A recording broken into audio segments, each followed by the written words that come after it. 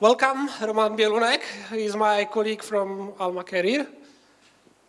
Thank you. And this will be also a very spicy presentation about how to migrate something from basically on-prem or something like this to the AWS. So I promise last one about AWS today.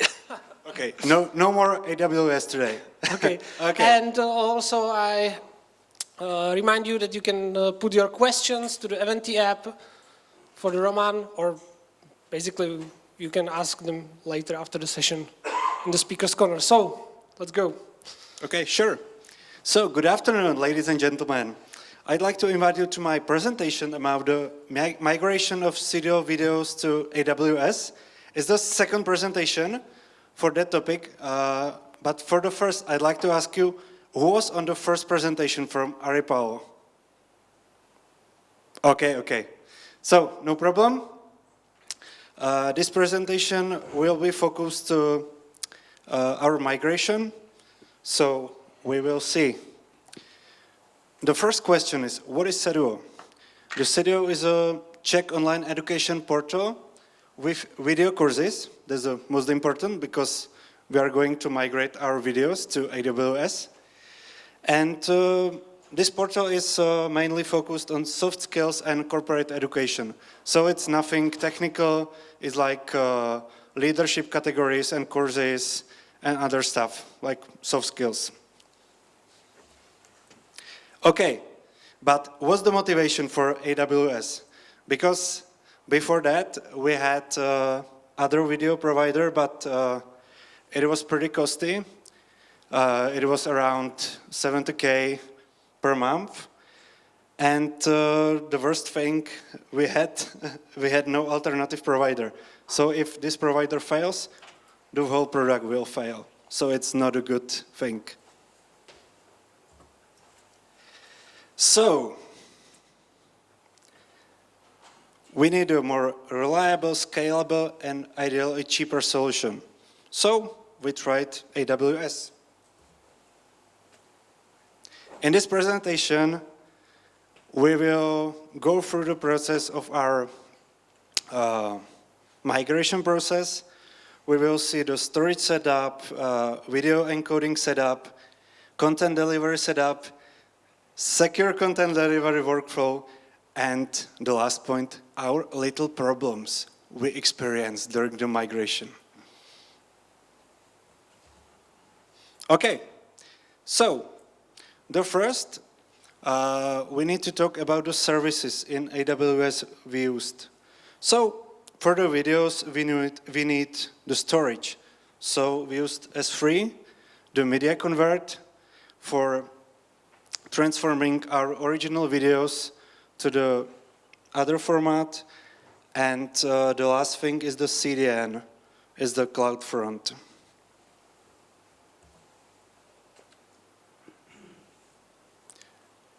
As a storage, we just need only two S3 buckets, MP4 videos and the result videos in HLS format.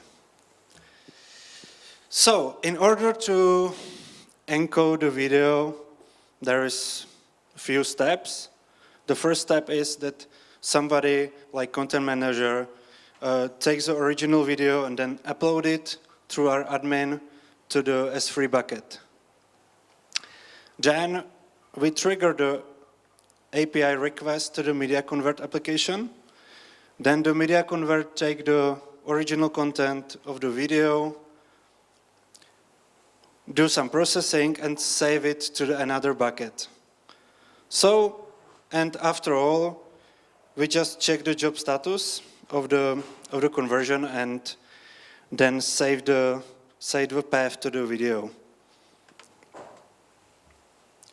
But there is a question. Why not to give our clients the MP4 files directly? Well, there is another format that is HLS. Basically, it's a format for the videos on the internet, and for us it's better because it could have multiple resolution and qualities, and the client can view these videos and, for example, lower the quality because of the poor internet connection or just to save some data. So it's adaptive to your internet connection. Okay, we have a conversion, and right now we are going to set up the content delivery part. Because our videos are not public by default, because our clients, we get paid for our courses, so we need to make sure that these videos are not viewable by anyone from the internet. So for this, first of all, we generate the public and private key pair, then to set up the new CloudFront distribution, which is our CDN platform, then make this S3 video bucket with videos as a source for the distribution. And the last thing, CloudFront has an option to set up the secure content delivery.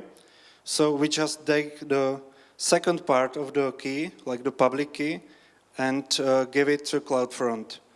But the private key is still in our application, so we can create the secure links for our clients in order to play the videos.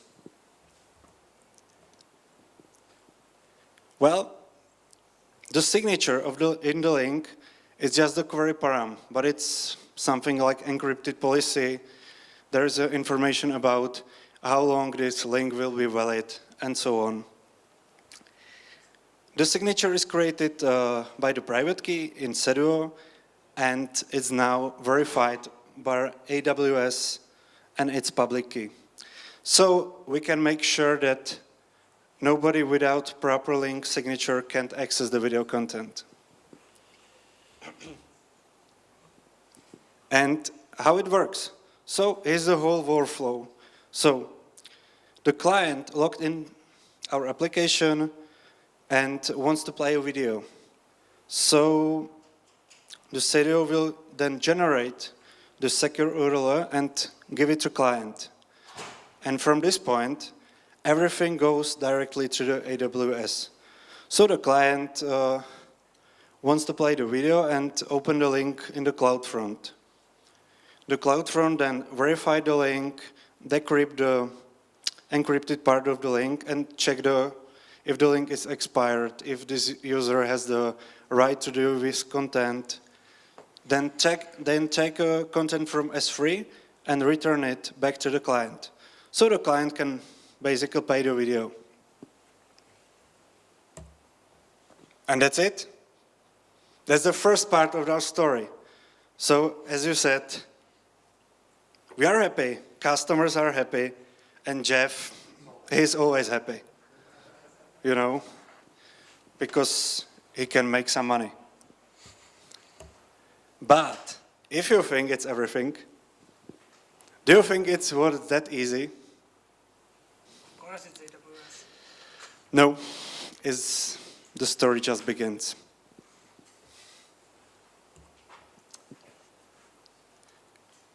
Well, first of all, it would be really hell to manage all the references, all the services, all the settings. Just go to the graphical user interface and click the services. So we use the AWS CDK tool. So our whole infrastructure is now written as a TypeScript code. So we can now deploy it whenever you want and make more environments and so on.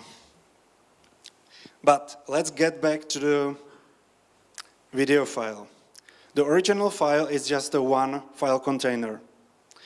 But the result video is not just the one file.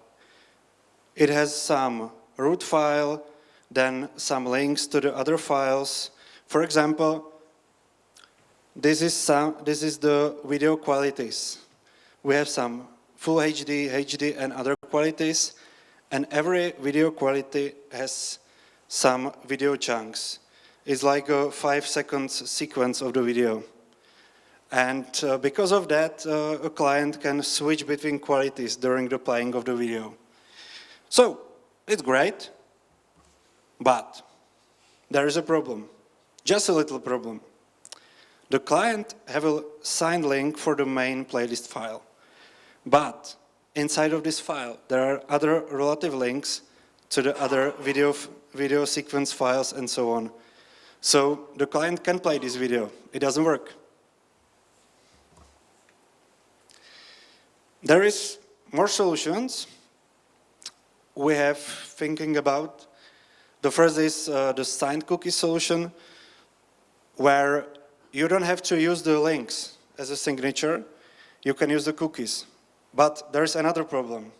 If the video player doesn't support cookies, it doesn't work at all. So it's not the case. Other solution is why not to use Lambda at edge functions, which is basically a Lambda function which can be directly attached to the CloudFront distribution. It's like the thing you can modify the content of the response before it's returned to the client. So it could work. Just take the link in the file, make a signature, and return it to the client. But nope, it doesn't work at all, because this function has some limitations. Especially, you can have some another libraries included in this function. So there is no other layers we can add. And it means that we can't just import some library for the link signatures or something like that. It's really, the cryptography is really small, really slow and memory demanding, so it even doesn't work. So there's a question. Can we just have one link signature for all the video parts? Yes, we can. We can create a signature for a whole folder with the one video. And right now, we can just take the link signature from the primary link, and if this signature is valid, then the client is allowed to view the content. So, and there is a Lambda function which basically takes the signature from the basic link and add this signature to all links in this file. So it's like pretty simple. It's just basic string operation. It's really fast. So, and right now the client can play the video and everything works. Basically, it do something like that. There's a signature from the client link. Just take it and add it to the other stuff and return it to the client. And that's the final one. Instead of CloudFront directly communicate with S3, it just redirect the request to the Lambda. Then the Lambda get the content from S3, modify the links, and return it to the client. So it now could work. And there's the other stuff. The CloudFront can have some caching in place, because when this request is processed by the Lambda, it takes around 400 to 500 milliseconds to process. But if we can properly cache the content, it's like around 100 or 150. But there is another problem with cache. Sometimes some client told us that they can't play certain videos. Not all videos, but some of them. And this is the answer. If the client has a valid link for 12 hours, for example, and this is not found in the cache, so it's written to the cache right now. Then the other client can just retrieve the content of the file and have it 3 hours left. But if the first client who still have the original link in the browser and try to open the video, his link is again cached, but there is only 3 hours left. But the cache validity is 9 hours left. So, if anybody else open this video link, they get the expired link from the cache, and it doesn't work.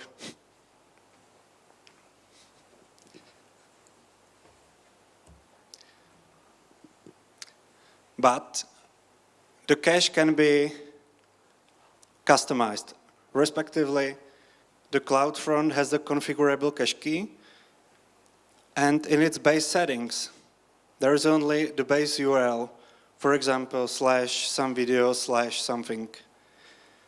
But if we cache everything, like add this signature as a cache key, then no client with the freshly generated link will get the outdated content. So then they can play the videos.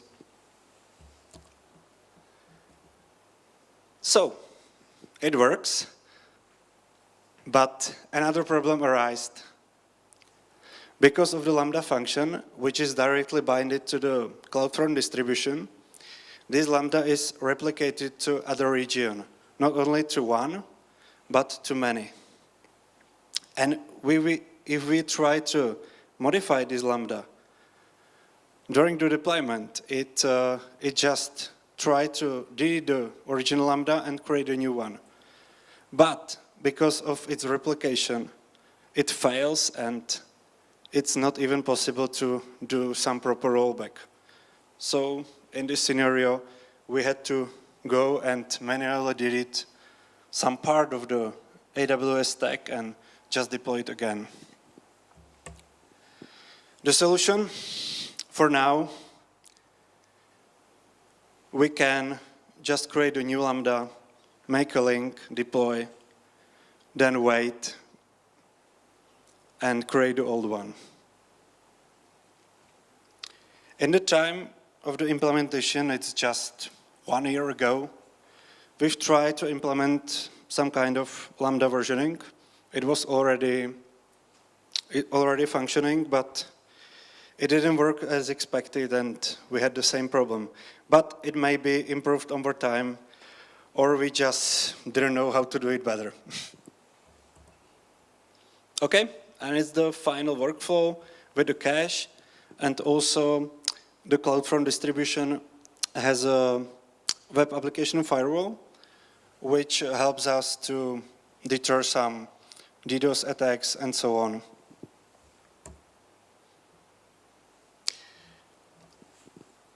And it's just the last one.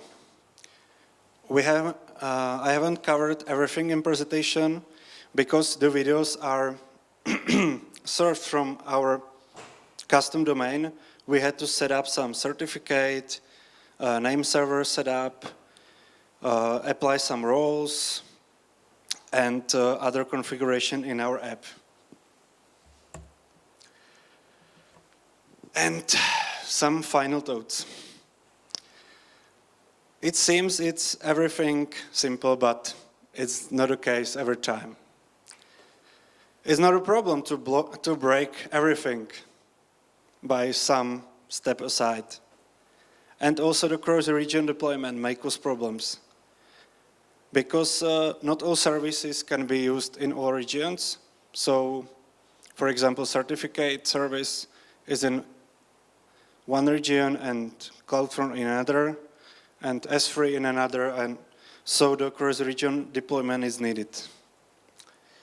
And some features, like the Lambda Edge, I think it's still experimental. I don't know right now.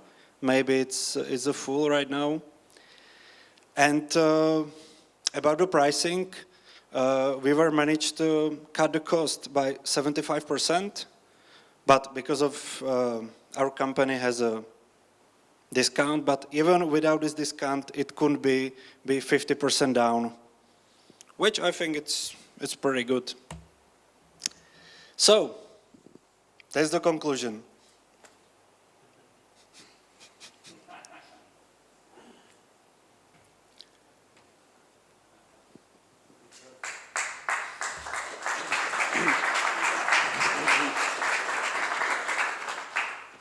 Okay, thank you, Roman. And we don't have actually any questions in the Eventi app, but still, do you have someone any question here right now, right there?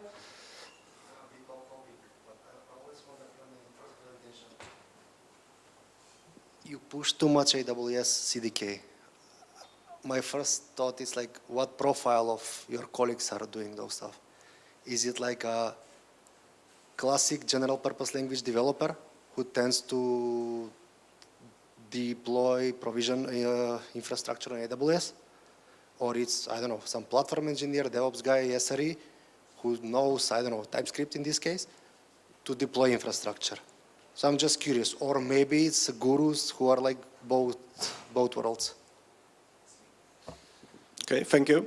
I knew TypeScript before, but that's my first experience with AWS. So you're more like, let's say, coming from developer. Yeah, sure, Yeah. exactly. Trying to, because you happen to do stuff on cloud, you're learning. I mean, you need to know AWS, and then you're trying to deploy provision infrastructure by using CDK and TypeScript in this case. Yes. Yeah. Maybe I will add, because we work in the same company actually. So we are actually moving from the classic like operational team and developer teams to really like you build it, you run it. So basically we are gathering the knowledge of AWS, and at the same time we're trying to define the infrastructure with the CDK code and deploy. With the AWS culture. Yeah.